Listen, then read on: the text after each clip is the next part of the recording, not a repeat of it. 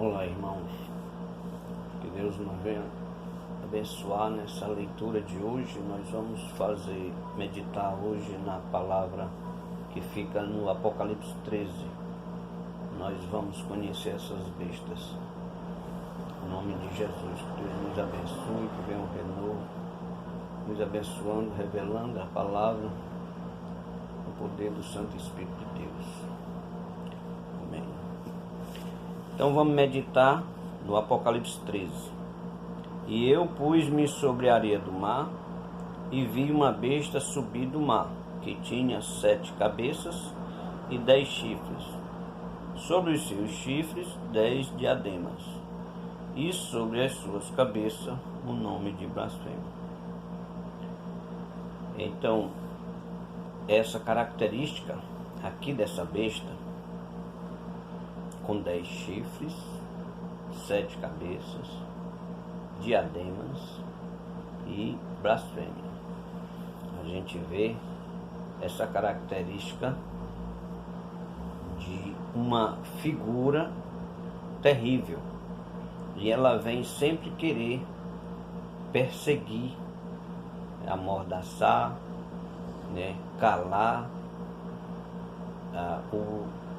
as coisas de princípio, como o povo de Deus, como a nação de Deus, aqueles que levantam a paz, a igreja e todas essas pessoas do bem. Então, a intenção dela é sempre derrubar por terra a verdade, perseguir tudo que é de princípio de Deus. Essa besta, ela era no passado. Ela era no passado. Ela já não existe mais. No verso 2, que a gente já vai ler, ela muda de figura, ela vai se modernizando, ela vai arrumando estratégia para o fim. Então, o que o Apocalipse nos aponta, que é importante para nós, é a gente perceber o fim, o que ela vai ser. Então, aqui ela já não é mais. Aqui só está dando, uma demonstração do que ela foi e o que ela vai ser. E essas 7 cabeças representam as nações ou os reinados de antigamente, que dominava absolutamente no tempo passado, e que são o Egito, a Síria, Babilônia, Medo-Persas, Grécia, Roma. Então esses foram os reinados que dominavam. Então eles reinavam absolutamente sobre o poder da besta. Nós vemos aqui esse logotipo dela, essa marca dela, a besta com 7 cabeças, nome de blasfêmia, sempre arrogante, sempre querer derrubar por terra a verdade, e essa coroa, esses diademas, o poderio, o brilhantismo, o status, posição. Então se colocar sempre acima de qualquer coisa. Essa besta, ela era do passado, ela reinava absolutamente. O inimigo, ele tinha acesso aos reis literalmente. Por que ele não tem mais hoje? A gente já vai ler no versículo 2. Lá em Daniel 10, 13, tem uma passagem que quando Daniel orou a Deus, aí veio o anjo Gabriel com a mensagem, e lá houve batalha lá no céu com esse dragão, essa antiga serpente, esse príncipe do mundo aí. Aí esse anjo disse para Daniel que ele resistiu o príncipe da Pérsia, o reinado da Pérsia, resistiu ele lá em cima. O que nós podemos entender é que o mesmo reinado que domina as zonas celestiais, o mal, essa besta, domina também a terra. Então mesmo esse reinado da terra é dominado por ele. Por isso que é dado a ele todo esse poder, trono e autoridade. Esse príncipe literalmente liderava tanto aqui na terra como lá no céu. O verso 2: e a besta que vi era semelhante ao leopardo, e os seus pés como de urso, e a sua boca como de leão. E o dragão deu-lhe o seu poder e o seu trono e grande autoridade.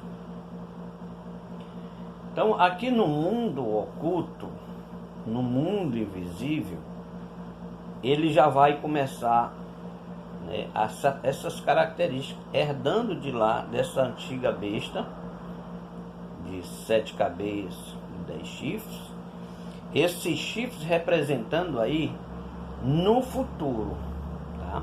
Nós vemos lá no capítulo 17, o que ela vai ser no futuro. E a besta que era, e já não é no verso 11, não é ela também a 8ª, e é dos 7, ou seja, essas 7 cabeças que vai lá no futuro, porque o Apocalipse nos aponta lá para o futuro, que essa cabeça ela vai dominar 10 reinados, ela vai ter um intento de 10 reinados, e desses 10 reinados vai surgir uma besta, o chifre pequeno, vai surgir como uma pessoa da terra, e ele vai dominar. Sendo assim, a 8ª é dos 7, e vai a perdição. E os 10 chifres que viste são 10 reis, que ainda não receberam o reino, mas vai receber. Mas receberão o poder por 1 hora com o rei, juntamente com a besta.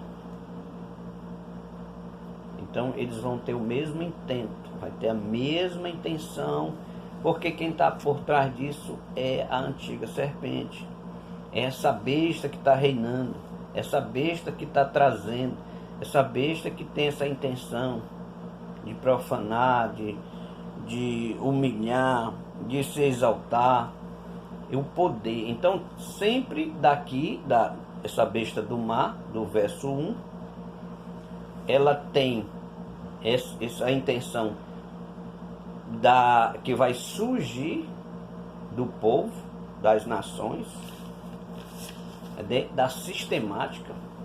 Por isso que é uma besta do mar, porque ela vai tirar de dentro da sociedade esse poder. É o poder que diz a semelhança dela. Por que semelhança? Porque está no mundo oculto. A semelhança de leopardo. O que podemos entender de leopardo? Como é a característica de um leopardo? No safari, sempre anda às escondidas, sempre anda ali querendo tragar alguma presa de bobeira, algum que está dando vacilo. Então a gente pode trazer essa característica para nós hoje entender como é que está no mundo oculto, na família, na sociedade, na internet, nas igrejas. Porque nas igrejas Deus diz que tem lá o joio, foi plantado também dentro da igreja. Então esse alvo dele aí também, de confundir. Então a gente vê o leopardo um predador, querendo pegar, se apossar. A pele dele se confunde no meio do habitat dele. no meio da natureza onde ele vive. Então ele vive em locais onde se confunde a mente. Pode olhar para ele que fica confundindo, ninguém vê a besta no mato, ela se confunde entre as folhagens. A gente vê a serpente da mesma forma, que ela se camufla em lugar aonde é apropriado para a camuflagem dela. Ela se coloca em lugar aonde não se pode ver. É nesse sentido que nós podemos entender essa besta surgindo do mar. Ela vem do meio das multidões, dos povos, das nações, né?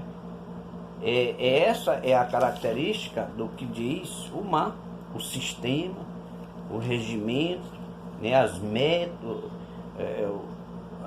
a mentalidade, artifício, artefatos, leis, normas, tudo isso implantado na sociedade para que venha o homem andar segundo essas obediências, essas leis, essas normas, e confundindo sempre o povo, para que, o que é que ela está fazendo?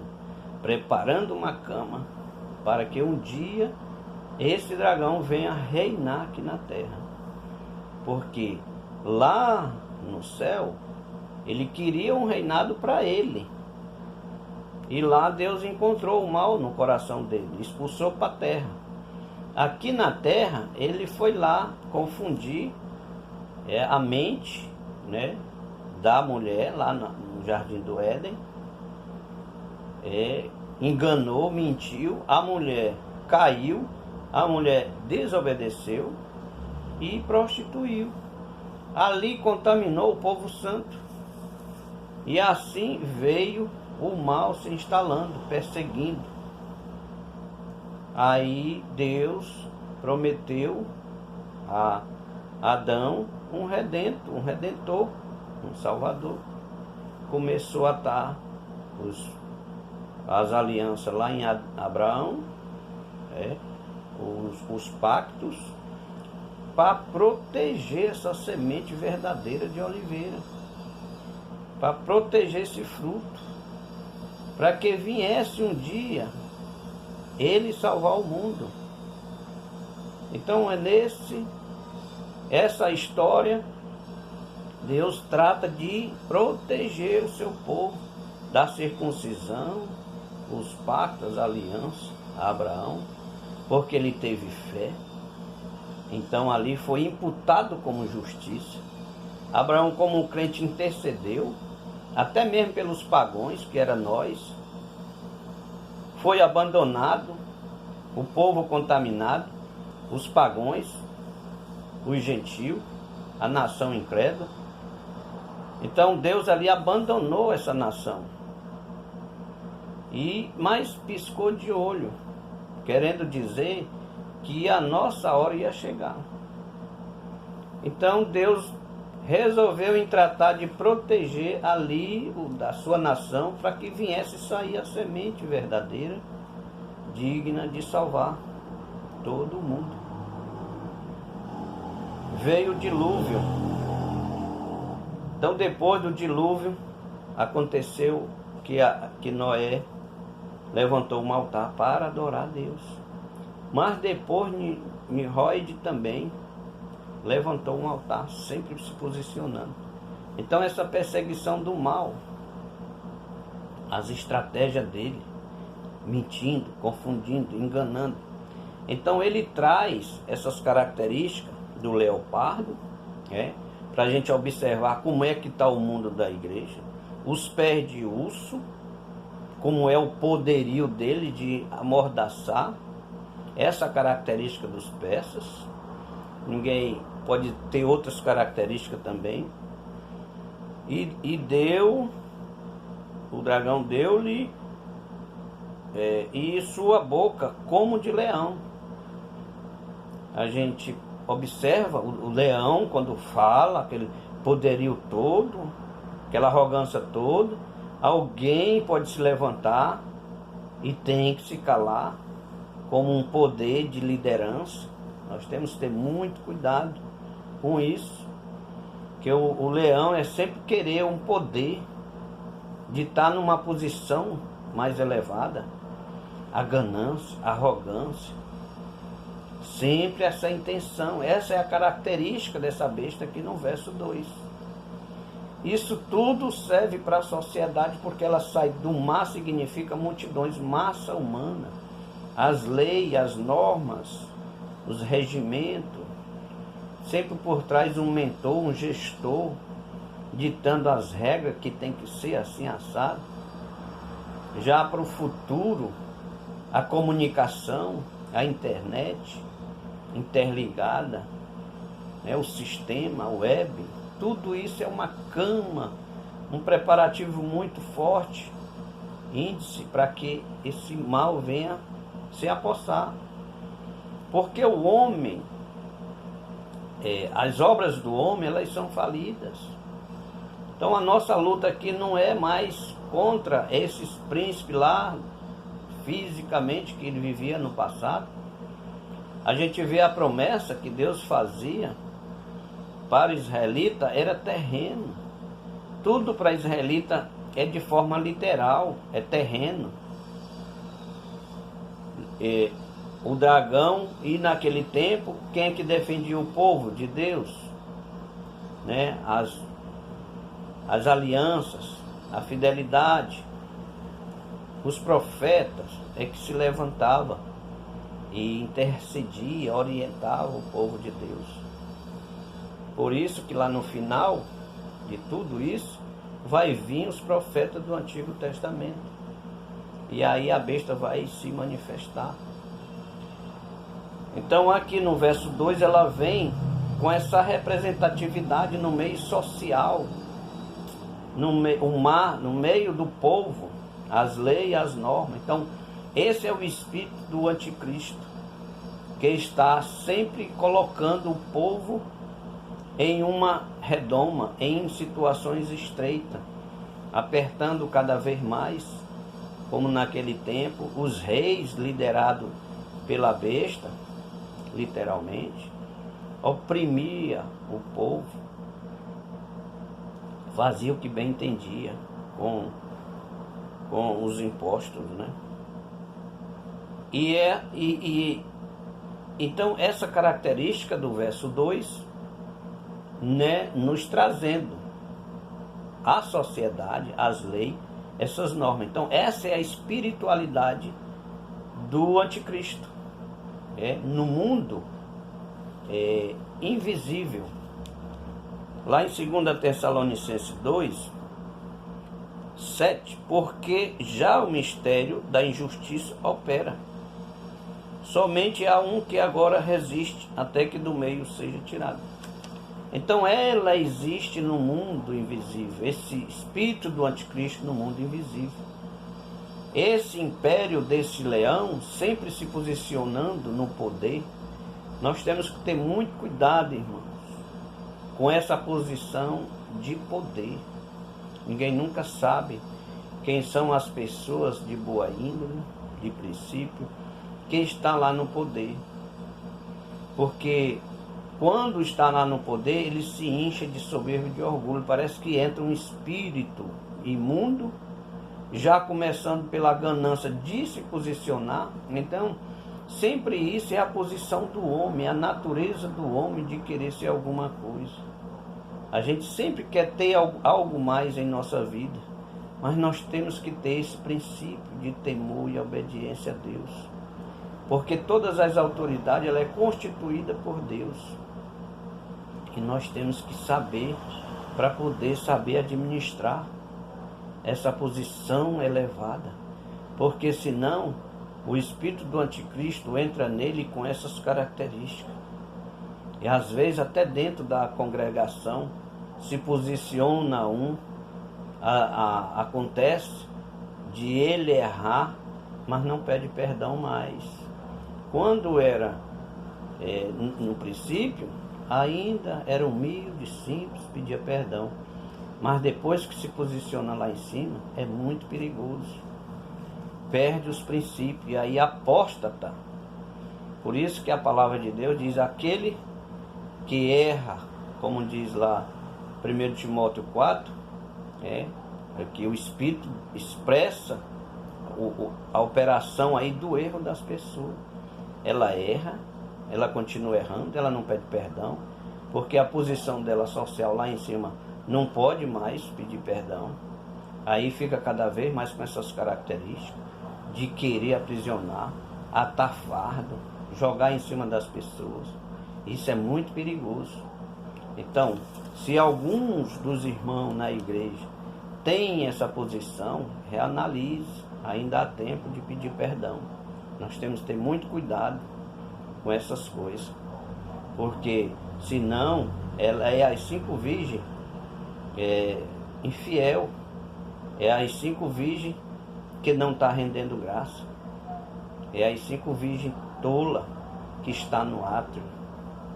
Lá no Apocalipse 11, verso 1, que quando Jesus manda João medir as primícias, ele dá a metragem para ele: pega esse metro, vai medir as primícias, que esses daqui é meu modelo, esse daqui é as primícias, os verdadeiros adoradores, o trono, o altar e os que nele adoram.